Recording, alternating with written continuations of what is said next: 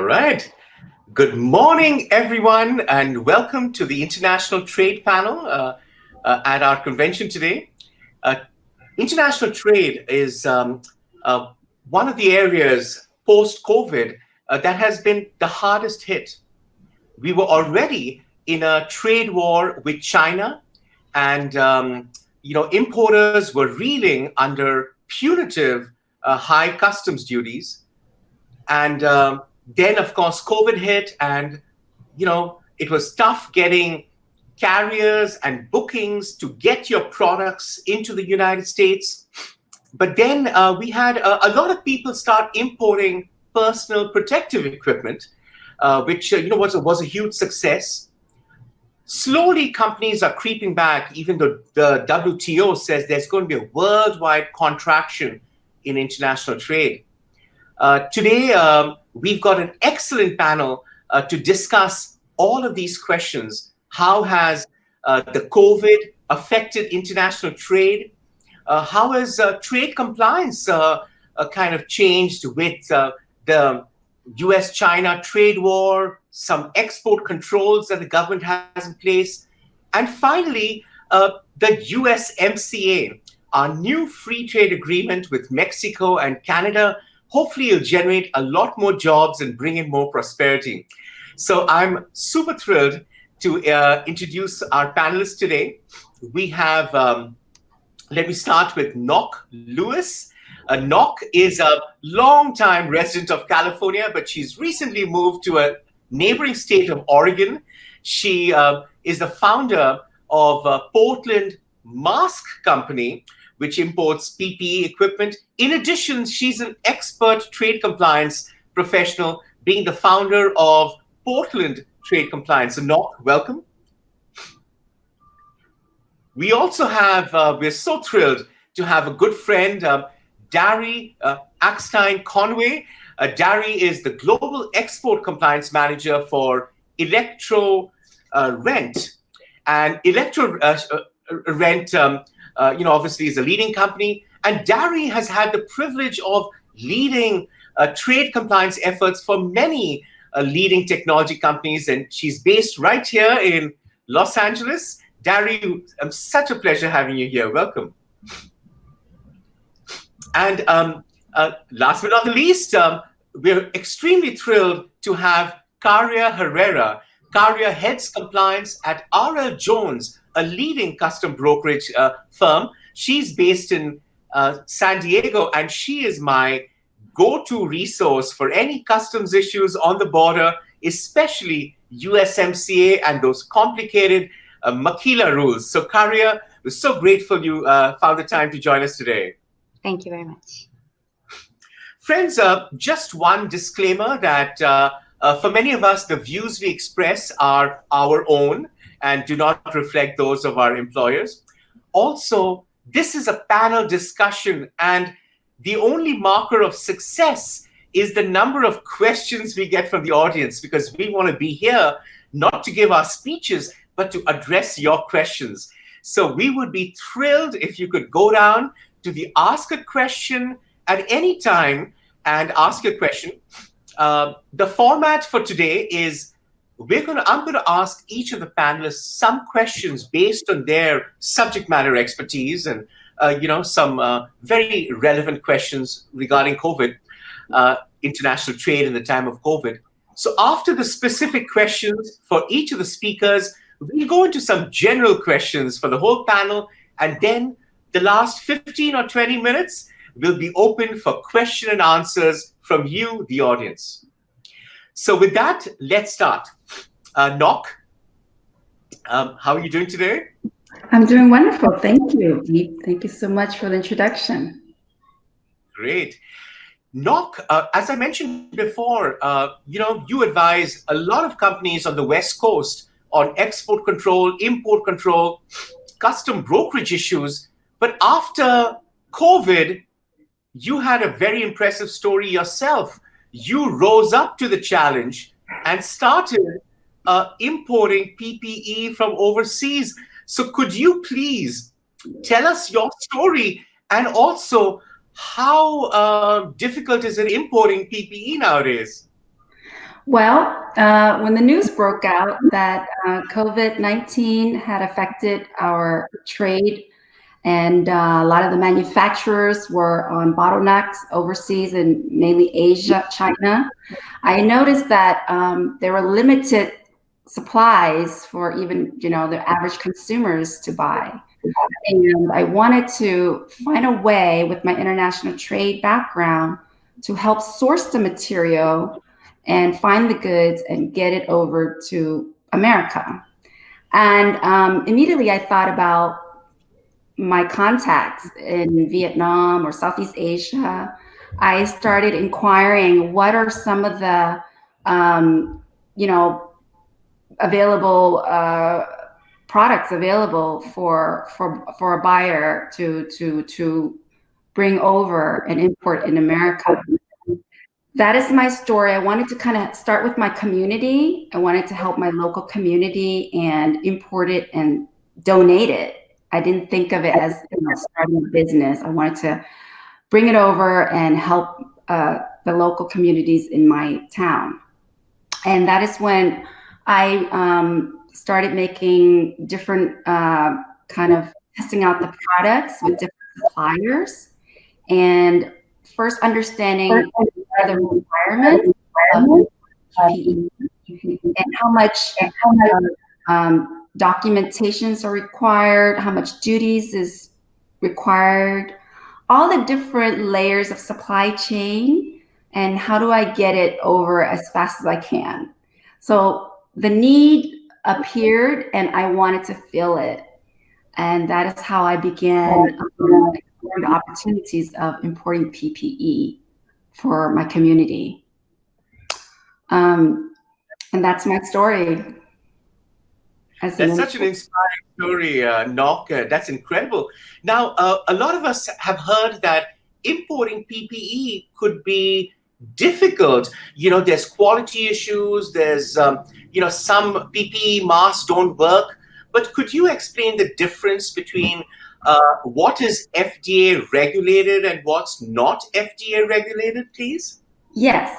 So basically all of the protective equipment, personal protective equipment that are intended for use as medical devices, you must have to clear FDA regulations and meet the proper applicable standards. And with that, you have to have the FDA, it will be considered like surgical, anything regulated is like surgical mask, if it's respirators, N95, medical gloves, gowns, anything for like hospital use intended to protect from airborne disease.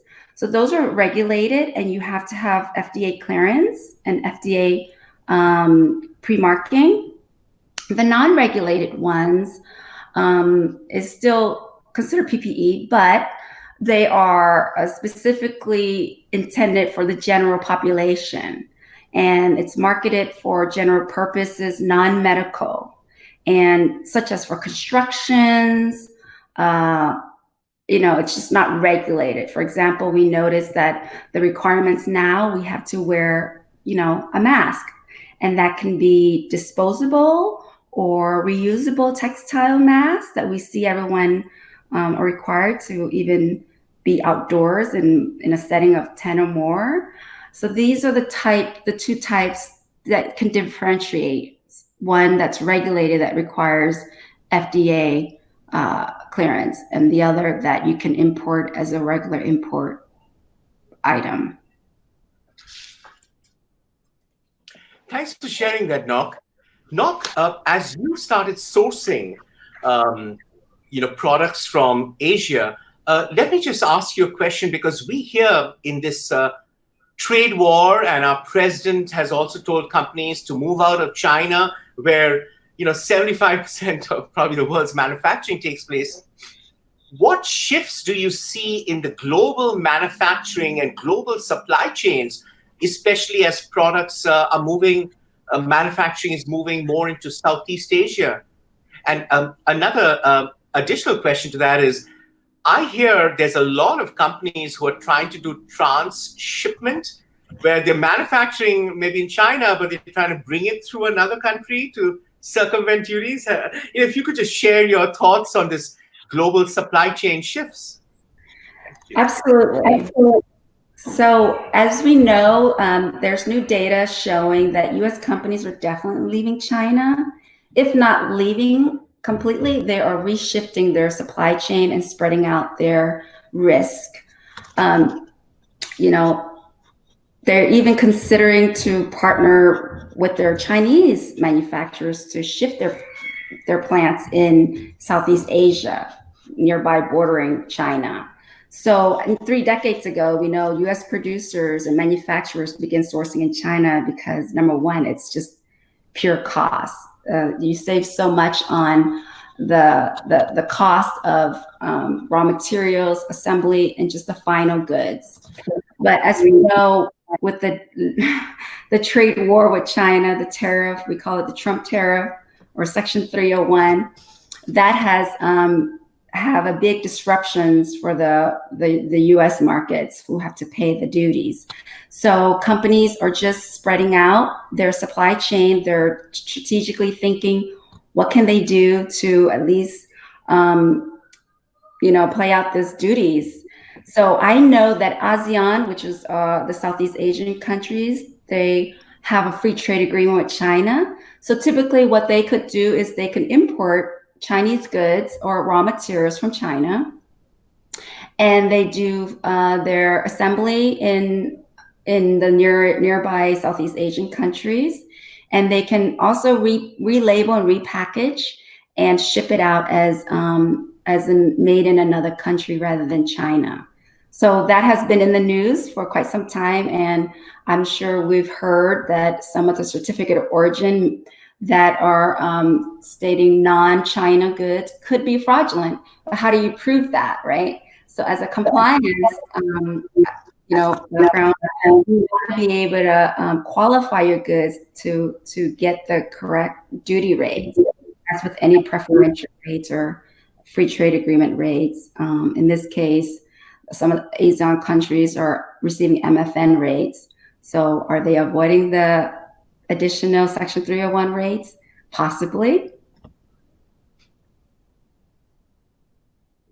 Thank you.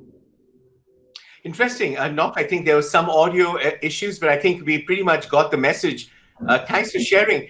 Friends, I just want to tell you that our IT resource has just let us know that there might have been a problem with the question and answer feature, but it's been enabled now.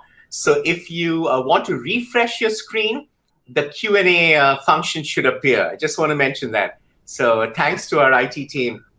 Dari, I think you're one of the most knowledgeable people I know in global transportation, in addition to trade compliance. So let me ask you a question.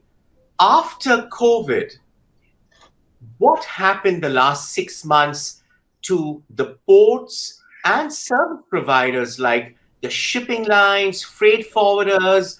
How were they hit? Could you, in a nutshell, kind of describe what went on from the back end that we can't see, Absolutely, happy to. And Nok, what a great story. Fantastic. And pretty hard to follow up after that great piece. But I say our industry and pretty much every industry across the board has been 2020'd. That's a word I just heard. We've all been 2020'd. We've all been we've had a spell cast upon us, if you would. And just like in any industry, right? What's interesting about the trade and logistics piece is that goods still need to move. The world is not going to stop because, a pandemic has hit, and it's very sad, and it breaks my heart to have to say that. But, folks in our field are truly what you would call essential workers. My husband works for the fire department. He's a paramedic. I'm very blessed, and thanks to Nok and the work that she's done, folks like him and his colleagues are getting the PPEs that they need. But we're everyday people. right? We're small businesses that need those things. And so some of the biggest challenges in talking to colleagues and folks in this industry, first of all, we know what happened with the travel industry. Airlines are down, right? So capacity's been tough to get on planes because the airlines themselves are having to cut back. Sadly, we've heard about several layoffs. Prices have spiked, right? Trying to find capacity to ship goods over here. And not only from the transportation standpoint, but also those people that are working day to day, they have to be protected, right? I mean, they are essential workers, for sure. Bless our FedEx folks and our DHL folks and TNT. And if I forgot you, I apologize. But I'm so honored to be a part of this industry because goods have to move. But what I would say is, you have to be smart about what you're doing. Look at your supply chains, talk to your brokers, find out what their guidelines are. What is it that they're doing to protect their people, and bake that into your supply chain, right? Some of the other challenges have been, just like the rest of us, how do you protect those essential workers that are unloading the ships, right? That are loading the planes and so forth. So, like every industry, constraints have had to be taken.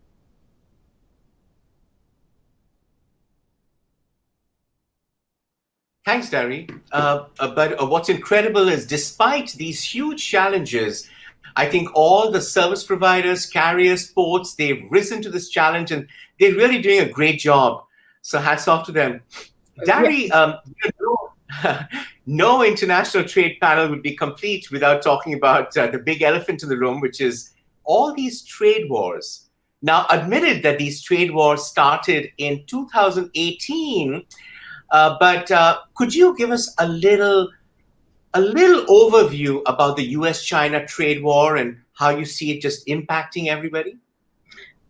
We could be on a panel for days talking about this, but I would respectfully say that these wars, as we like to call them, have started some time ago, right? They started even back in 2013 when we were talking about solar panels, trying to get goods from China. And looking at how they were not solidified and they were putting an uprise on prices to our people here in the U.S. So, when we hear China trade wars, I like to call it the China trade challenge. I think what we need to do, and my favorite word, not only we've been 2020, but in 2020 we've had to learn how to be flexible, and we need China, right? And so we need to figure out, how do we work with our partners, but to make sure everybody's doing what it is that they need to do to get fair business. And sadly, I personally have seen friends, and I'll give you a great example, small businesses that have been affected, right? They weren't expecting these uplifts on tariffs and so forth. And now they're having to bake that in to make their bottom dollar, or, whatever the monetary uses that they have for their company, and they're having to pass that on to the consumer. And then you throw COVID on top of everything. I mean, we're waiting by our heels to find out what's coming next. So I would say for the China piece, let's do the best we can with what we have. Let's be flexible. We know that there's going to be an uplift on tariffs, but I would say, again, just like preparing for what's coming in our future, potentially with the holiday season, right? Look at your supply chains. Are there other options that you can look at for countries of origin and so forth? But make sure you're doing it right. Don't hide anything under the carpet, if you would. Sounds great. Dari, in addition to the China trade war, which obviously the Section 301 tariffs affect imports, the last few months we've seen a renewed some regulations on outbound shipments to foreign militaries, either Russia, Venezuela, or China. I know this falls, at the heels of the Huawei issue that we're having, because they made some illegal shipments to enemies of the United States, embargoed countries. But could you, and now, of course, we know Hong Kong is going to be treated in the eyes of the U.S. government as part of China. so subject to more export controls. Could you, from a very high level, talk about the recent export controls you've seen come in place the last few months? Absolutely. I think Hong Kong is probably my favorite topic at the time because, up until just in the last recent, right, it went back to the Chinese government. And so we have to look at Hong Kong as a whole different factor, right? Right. You have to look at things from the military standpoint if you're working in the ITAR world. But we can't limit ourselves to just what's going on with Hong Kong. I mean, interestingly enough, for the very first time, the Department of Treasury has just put out a warning about ransomware and about importers being forewarned about, their systems and how they're importing and exporting, and how are they protecting that? We're in a world not just about the goods that we ship, but we also need to consider, potential cyber attacks, right? And so that's in this trade world, we're sharing information constantly with customers and with foreign nationals. What are you also doing to protect yourself in that aspect, right? And then interesting enough, there's the new sanctions with Iran, added sanctions with Cuba about the travel. When the former administration, not the current, but the former administration was in the office, Cuba became easier to deal with, and then that switched. So I go back to my new favorite word. It's all about flexibility. You got to, in this industry, you got to keep abreast of what's going on. Not even in the trade and compliance industry or logistics. I mean, as a small business owner, you have to keep on top of what's going on globally if you have that global footprint that's out there. Well, Dari, thank you so much. One point I'd just like to remind our audience is that international trade concerns have really kind of broadened to include cybersecurity risk as well. And those of us in this field, we know that our clients are being affected by cybersecurity concerns. So thanks for that mention about ransomware. Friends, at this time, I want to talk about the silver lining to this dark cloud. We've heard about the challenges, but the great news is, in spite of all these challenges and objections from all the three countries, we have managed to have a USMCA deal that went into force on the 1st of July. So, Karya, I'd love to hear your views on USMCA. But before that, how has the southern border, since you're an expert on Mexican and US customs, how have the southern border changed over the last 6 months? Can you tell me just the procedures, the security, or anything you could share? We'd love to know.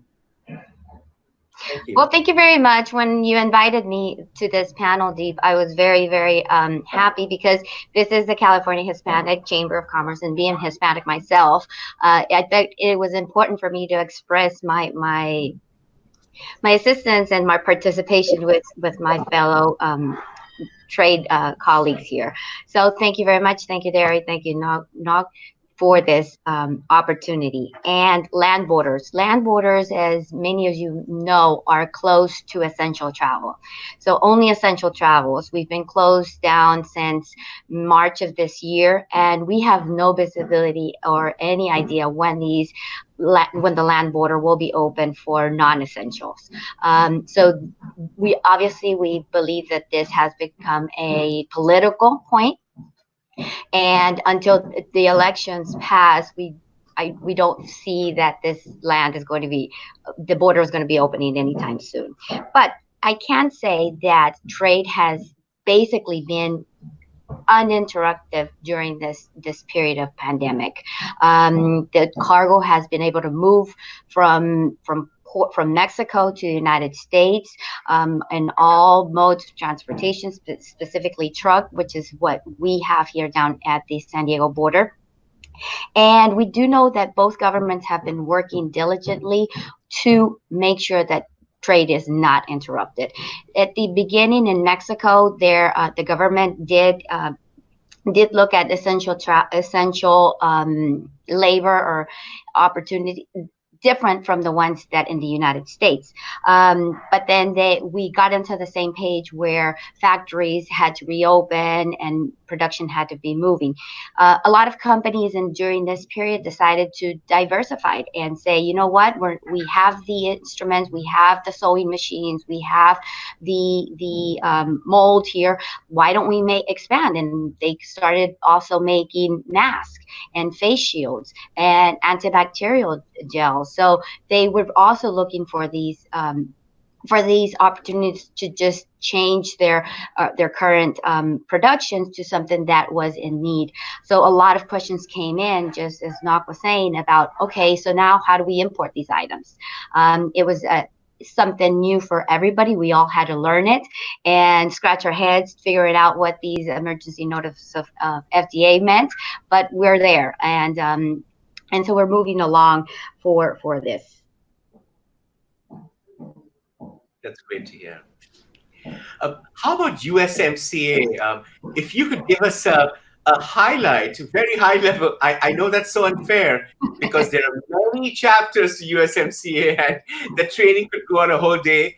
But from a very high level, if you could talk about the major changes and the benefits that you think California businesses or US businesses can benefit from, we'd love to hear.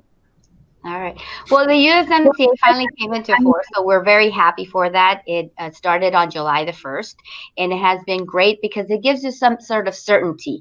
Within all of this uncertainty that we're living with other countries, at least it gives us an idea that the trade agreement between the United States, Canada, and Mexico is firm, that both parties, the Republicans and the Democrats, signed the agreement with the idea of bringing back jobs and production into this region, which gives Mexico and the U.S. and Canada much more to look forward to. So from the USMCA perspective, a lot of changes in regards to the automotive. In the automotive, we're seeing that the regional value content has increased to a 75%. And in the same sector, which is the automotive, the labor has also, the value of the labor is also intended to increase, along with the steel content also has to increase for the automotives. So again, that's sourcing locally. That's giving us an level playing field for everybody in California specifically for these items that are bringing in. Textiles. Textiles is another item that is also being getting some of the benefits from this program, because a lot of the sourcing for textiles now is going to be from a phased in approach to be to qualify your products for the USMCA. Obviously duty free for most of the products, and the merchandise processing fee is also exempt in the USMCA, so that also gives us the benefit of that. The de minimis provision for qualifying a product was increased from a 7% to a 10%, meaning that if you have an article that does not make the famous tariff shift, and the value of that article is less than 10% of the value of the goods, then that's another option of qualifying your product for the USMCA. The RVC rules, the RVC content is stayed at 50% in the majority of the cases. And we also have the famous rules of origin that are very helpful, because since NAFTA, we've always used the rules of origin. So it kind of gives us that same level of comfort as to we know how to qualify the products. Some rules of origin are a little bit more lenient. Some are a little bit stricter, depending on the availability of raw materials in this region. So I think that's it. And the last but not least benefit of the USMCA is the certificate of origin. As you know, there's no template or no actual form that needs to be filled out, but there has to be a certification of origin, a document in open text that has minimum data elements that provide a statement that the product does qualify for the USMCA. Along with those lines, the there's three entities that now can sign the certificate. Before it was just the manufacturer or the exporter, and now we have the importer making the claim, can make the claim, the exporter can make the claim, and the manufacturer can make the claim. So obviously all of these parties have to do their due diligence in order to sign the document, but at least it gives us that opportunity of having other people or other parties sign the document. That's amazing. In a nutshell, I really appreciate you sharing that information about USMCA. Just from one of my perspectives, coming from the Air Express environment, at a former job was FedEx, I also see that e-commerce rules, because the thresholds for a free duty and tax treatment have been increased. That means a lot more goods can now be shipped within Canada, US, and Mexico without duties and taxes. So hopefully that'll create more e-commerce demand. Karya, thank you so much for that explanation of USMCA. But that is just a little introduction, because obviously it's a whole subject. But thank you. Nok mentioned something in her talk about the global supply chain moving, and she mentioned that a lot of companies are now shifting out of China and coming to Mexico to manage their products and perhaps avoid the US-China tariffs. Do you see a lot of that, or? I think the Section 301 duties were set with that purpose, to move production out of China.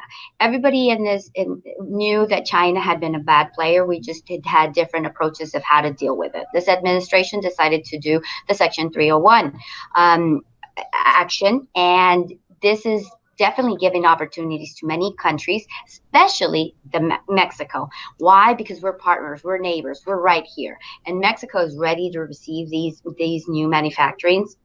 They're bringing in from China. I was hearing the other day that around 25% of the production is moving from China into Mexico. So in Mexico, the governments are working diligently to have all the infrastructure needed to be able to comply with this new demand. We are building bridges here. We are opening new.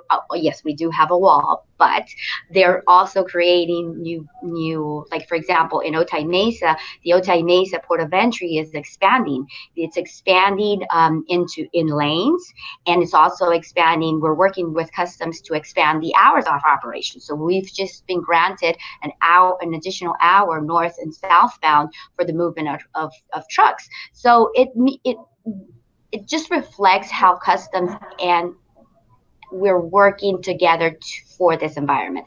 There's another Otay Mesa 2 that's in the works that will open in 2022, I believe. So that's another port that's going to give us the facility and movement of cargo as well. So there's just a lot of benefits of moving. If you're thinking of moving some of your operations and looking at two options for not the for the 301 duties and making those maybe not run your duty payments anymore. That's great. Thanks, Karya. I really appreciate that, those insights. Friends, with that, we've completed our one-on-one session, and now is some time for some general panel questions to all our panel members. So the first question, and you know what, there's no particular order, it's very informal. The first question is, how has COVID, the last 6 months, affected your jobs and the way y'all function? So whoever wants to raise their hand first and take it, and we'd love to know. Dari, may I call on you to? Sure. I've been traveling for a living for years. Last year I went to 11 countries, and I say this year I've been to 3 different supermarkets. We've all had to learn how to adjust working from home, having these Zoom meetings like this, and again, my favorite word is learning how to be flexible. I can personally tell you that I was also looking for a job during these challenging times, and I've never experienced that kind of level of anxiety, trying to figure out how are they going to do interviews?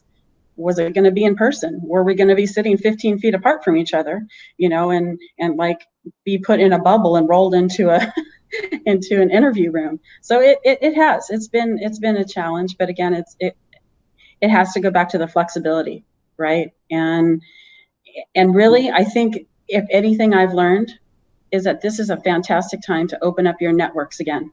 We're all looking to connect with one another and reconnect with people that we haven't spoken to in a long time. And that in itself has been a silver lining for sure, is reconnecting with folks and really opening up those lines of communication to realize how lucky we are to have the people out there that we do, not only professionally, but personally also.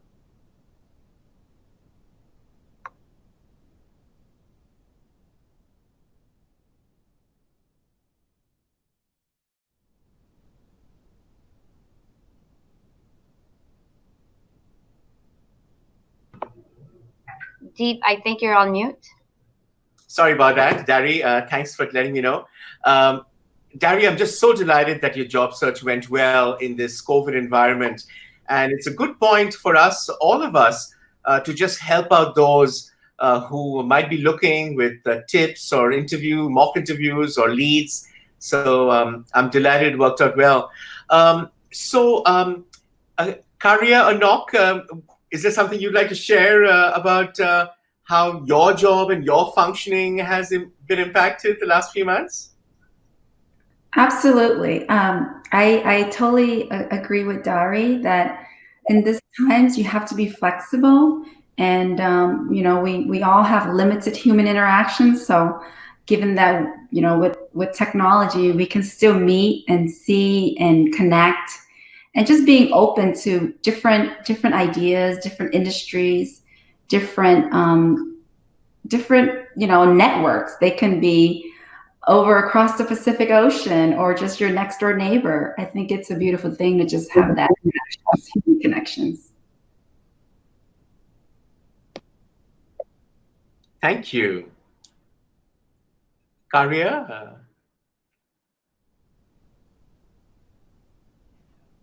I think you're on mute. It's been a learning experience for everybody. Trying to learn everything new in regards to PPEs and regulations. So, but we're here. Cargo is moving. Essential cargo, it has to move. So it's just a different way of moving it. That's fabulous. I know we're going to hopefully get a lot of questions. So friends in the audience, please go ahead and submit your questions.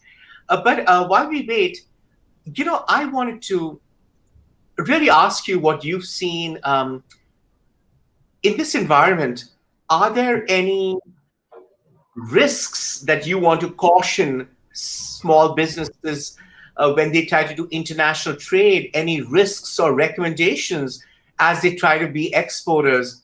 I'd love your insights. I know it's going to be really appreciated. Nok, how about I start with you? Is there anything you'd like to tell somebody who wants to explore global markets right now? Yes. I like to encourage all small business owners to explore the idea to do international trade. Mexico, Canada, two amazing countries next door. They offer, very high quality products.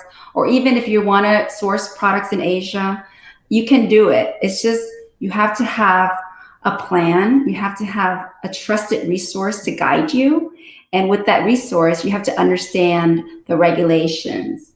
With understanding the regulations, it will make your import, just setting up with your supplier, everything much more smoother, so you don't get any surprises at the border. Just planning out, understanding how much duties are involved. That gives you an idea what your budgets are. The goal here is just having a trusted advisor or customs expert and guide you through the whole international supply chain. That's all doable. Great. I appreciate that excellent advice. Dari and or Karia, any guidance on risks or recommendations to the new to export? Well, forgive me. I'm sorry, I didn't mean to interrupt. You know what? I would say if you're new to this arena and you want to get your global footprint out there, then start networking.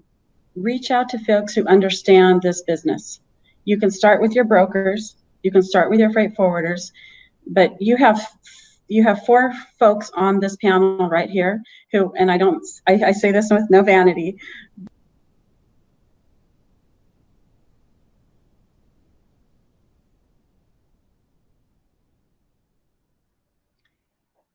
Dari, I think the volume is. Sorry. Go ahead. So if you are a small business owner and you're getting into this arena, I'm passing the olive branch. Please feel free to reach out to me. You can get my information through this panel. But we're all here to support one another. And I would also premise that just by saying that for the small business owner and mid-size, even large companies, please start preparing yourself. You've got the Christmas holidays coming. Reach out to your forwarders, reach out to your brokers, find out what you need to do and get a plan, prep, so that you're not caught on the back end trying to get goods in at the last minute. Because we know how commerce is right now. I mean, the Amazons in the world and so forth, the brick and mortars aren't necessarily as well stocked as they have been. So start thinking ahead, get a plan. I love what you said there, Knock. That's great. The last panel question for today, before we go to Q&A, is something, it's not political, but we are a month before the elections. And many of us have already voted. And I encourage everyone to go out and vote. And I'm sure all of you who are interested in international trade are wondering, what will the next year going to be what is it going to look like? And friends, I am delighted that one of us has a crystal ball. Karia, can you see the desk that you showed us? Right here. Let's ask her.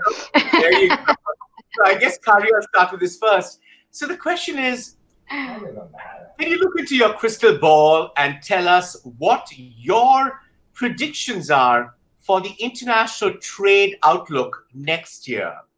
So, Karia, just your short. Let me ask my crystal ball here, and it's telling me that whatever party wins this election year, we don't see, or I don't see, that the Section 301 duties will be leaving us anytime soon. So we need to make sure that we're planning for that. 301 duties, and we haven't seen that the Democrats have been highly opposing to this 301.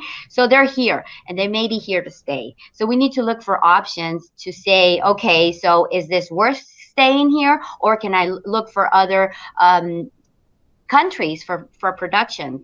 Mexico is definitely one of them, but it's not the only one.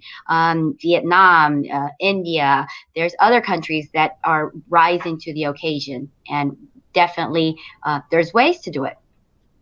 Just make sure that we are educating ourselves before we do it. Like my panelists were saying in their previous comments, always make an educated move and plan ahead. Thanks, Karia. Nok, how about you? Any crystal ball predictions for what international trade will look like next year? Well, my prediction is that international trade will still continue. We are still dependent on foreign goods. It's just going to take a while until everything's made in USA. So I believe that, like Karia said, doesn't matter what the tariff rate is with China, productions will still continue, cargoes will still move across the Atlantic Pacific Ocean. And for me, my biggest concern is COVID. Could that shut down factories? Could that delay our shipment? Could that affect our inventory? Could that make our consumers, wait. So in my prediction is the second wave of COVID could cause shutdown, manufacturing shutdown that can affect the whole supply chain. Thanks, Doc. That's a little more realistic given the situation we're in. Thank you, Dari. Any thoughts? Well, I'm not as cool. I'm not as cool as my other panelists with a crystal ball. All I can go on is historical experience, if you would. But with every changing of the guard, if you would, there's always going to be, either some shortfall, some hurdle. But I don't want to sound negative, because I think the thing is, we've already had we've had some serious challenges now for the past 6 to 7 months. And I think the best that we can do is just continue to be vigilant, continue to be aware, and reach out to our supply chains, and not put all of our eggs into one basket, if you would. Have a backup to the way that you're going to move your goods, and really get in touch with the experts that move your goods. Like, for example, if you're in the wine industry, there are carriers that specifically deal with how to handle those types of shipments. So tap into those folks, right? Look for resources to talk to. But are we going to have changes? Yeah. I mean, if you told me a year ago that I'd have to wear a mask every time I went to a grocery store, I would be like, why? Now I get a mask to match every outfit. I mean, it's the whole world's changed, Got it. Friends, since we have 10 minutes left, let's jump into Q&A. And in case you're wondering what my views are, actually, I'm just a moderator, but I really believe that there won't be too many changes in US government policy on international trade, even if there's a different president in the White House. More focus on bringing manufacturing back to the United States. I see that a lot. So the good news is maybe USMCA could be the big boon, and the silver bullet that we all hope for. So fingers crossed. But one thing obviously is global trade is not going away. There's lots of markets overseas and lots of opportunities for American companies. The first Q&A question that came in from our audience is, are there any known plans to achieve recovery of the global supply chain? And I'm sorry, but I think the short answer is really no. Other than the money that the government's giving, the Small Business Administration, the PPE loans, I really don't know of any plans to kind of rejuvenate the supply chain. But any panelists want to take a stab at that? If I could, I'd like to give my thought on that. So I wouldn't call it a recovery plan. What I would call what's happening in the industry is, what are we going to do going forward, taking what we've had to deal with in the current business climate. So I have heard from colleagues, and I have heard from folks within the trading, not necessarily the trade industry, but folks in the logistics and freighting industry, that they're really trying to open up more dialogue with the airlines, right? We know that the airline capacity is down. We know that flights have been cut. And one of the main areas that I keep hearing about from colleagues is, especially from a manufacturing standpoint, is that they have to forecast, right? What used to take 5 days for goods to come in is now taking anywhere between 10 to 12 days to come in, if not longer. So I think you can't really call it a recovery plan.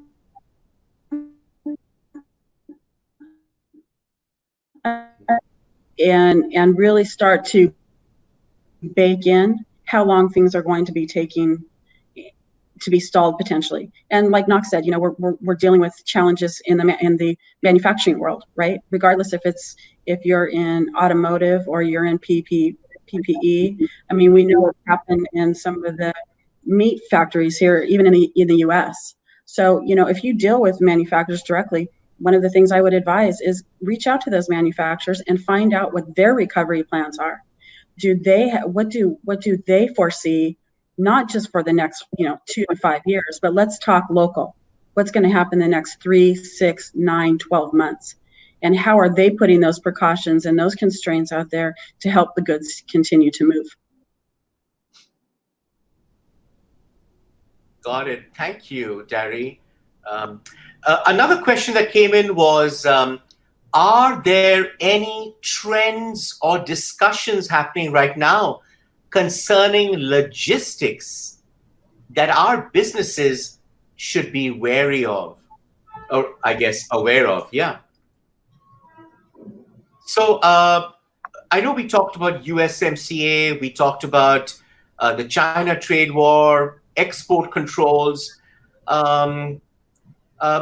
Panelists, is there anything else in logistics, any major regulatory discussions or trends that you see? I'm sorry, go ahead. No, I was just going to mention, I apologize. Now might be the time, if your company hasn't been using any sort of free trade agreements like the USMCA or programs that are open to you, now might be the time to start considering those, because putting that plan out there for as we were saying, the recovery plan, look at other options. Now's a great time to do that, because the airlines aren't going to be going anywhere anytime soon with uplifted capacity. So if you use one broker today for all of your goods coming in, maybe you need to start looking at diversification. That's what I would offer. Great. If I could just add to that, I would definitely add that in this industry, e-commerce has become a big boom. We know that the value of the de minimis is $800, and all these items are coming in we're buying goods all day, every day online, and it definitely is a new way of. That's where we're going. We're going to e-commerce. We don't want to wait a week for our products to come in. We want to have the goods today. So it definitely is expediting the need of moving cargo as fast as possible. And how do I do this?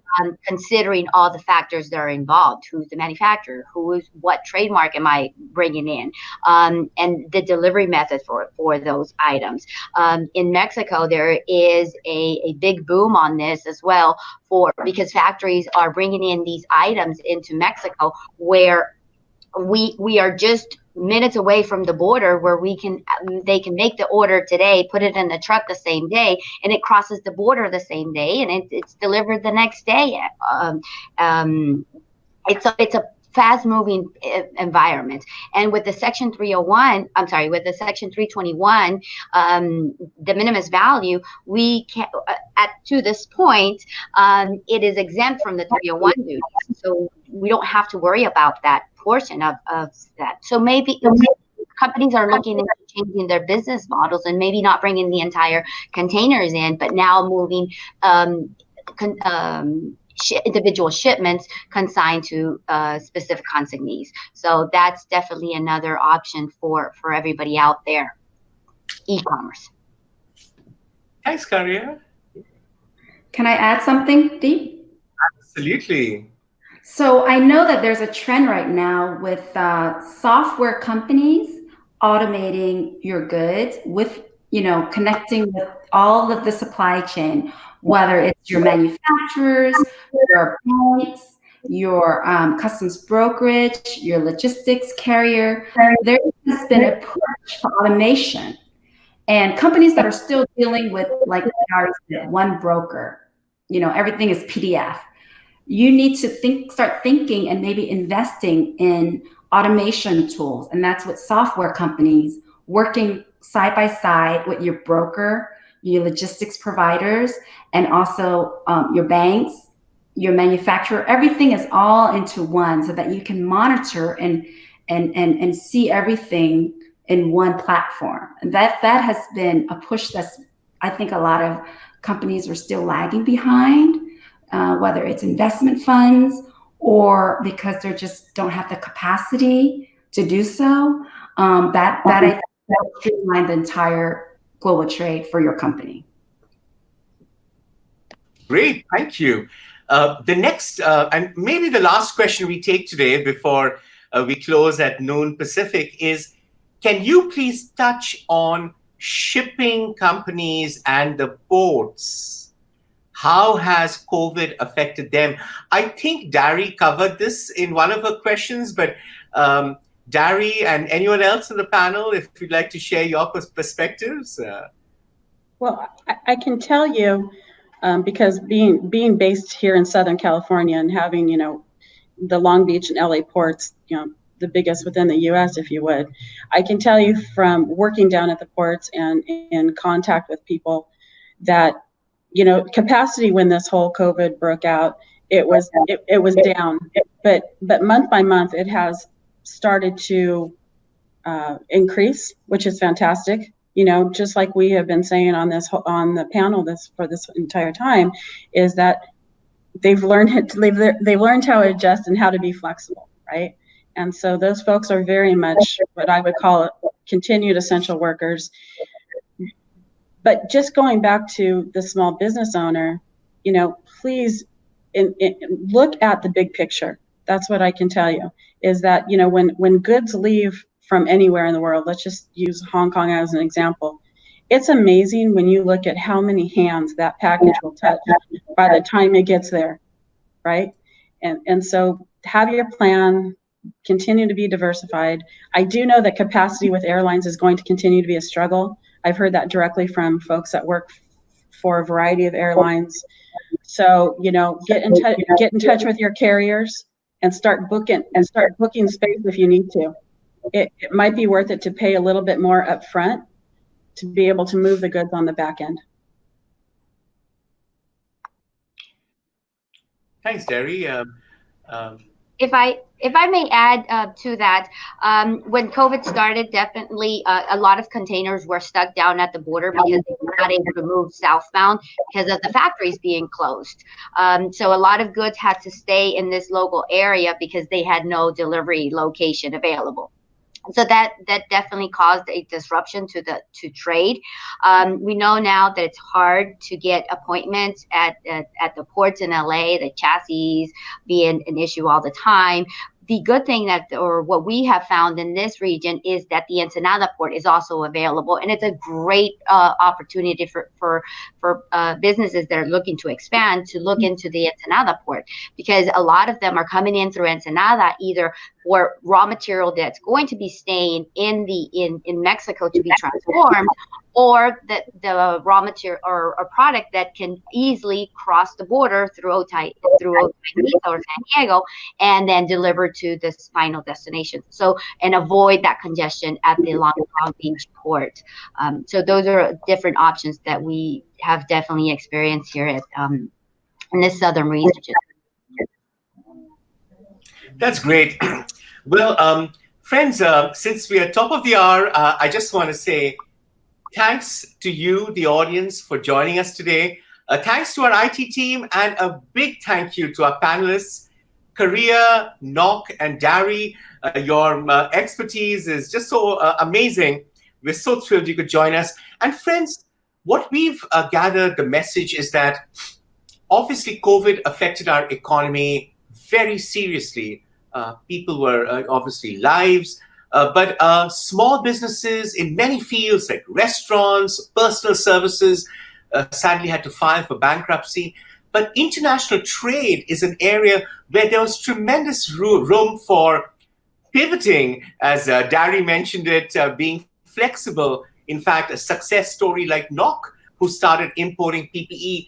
And with NAFTA, the new NAFTA, which is USMCA, there's more of an impetus for e-commerce, and I really think international trade will continue to provide well-paying jobs for this economy. Well, friends, with that, I just want to say, hey, Deep, thank you.